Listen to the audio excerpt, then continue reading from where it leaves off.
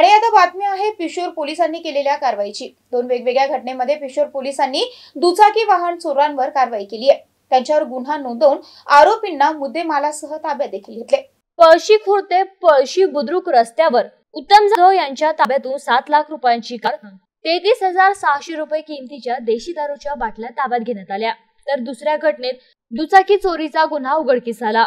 शेख आकेब मेहमूद यांनी दिलेल्या तक्रारीवरून कडुबा नामदेव श्रीखंडे आणि प्रीतम साहेबराव श्रीखंडे यांना पोलिसांनी ताब्यात घेतले। आरोपी कडुबा श्रीखंड यांच्याकडून 15,000 रुपये किमतीची दुचाकी ताब्यात घेतली। या गुन्ह्यातील दोन्ही आरोपींना अटक करण्यात आली आहे। गुन्ह्यात वापरलेली आरोपी कडुबा श्रीखंडे यांची दुचाकीही जप्त करून घेण्यात आली।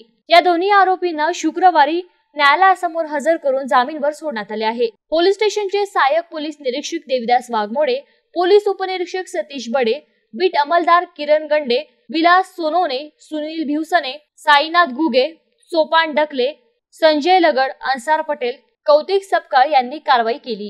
दिनांक 22/12/2023 रोजी पळशी खुर्द शहरामध्ये एक 4 चाकी वाहनामध्ये देशी दारूची अवैध तस्करी होत असल्यावर माहिती प्राप्त झाली होती। सदर ठिकाणी पोलीस पथक पाठवून संशयितरित्या फिरणाऱ्या एर्टिगा 4 चाकी वाहनाची झडती घेऊन पाहणी केली असता सदर वाहनामध्ये जवळपास 8 देशी दारूचे बॉक्स मिळून आले।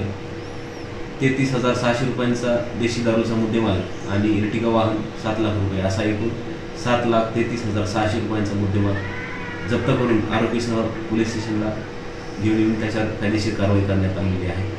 तसेच दिनांक 14/12/2023 रोजी पिशोर येथील शासकीय गोदामासमोरून एक मोटरसायकल चोरीस गेली होती।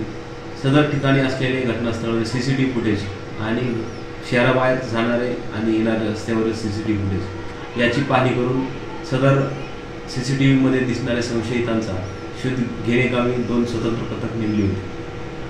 दोन्ही पथकांनी CCTV मधील दिसणारे इसम यांचा शोध घेऊन गुन्ह्यातील चोरी गेलेली मोटरसायकल आणि आरोपितांचा शोध घेऊन दोन्ही आरोपितांना अटक करण्यात आलेली आहे।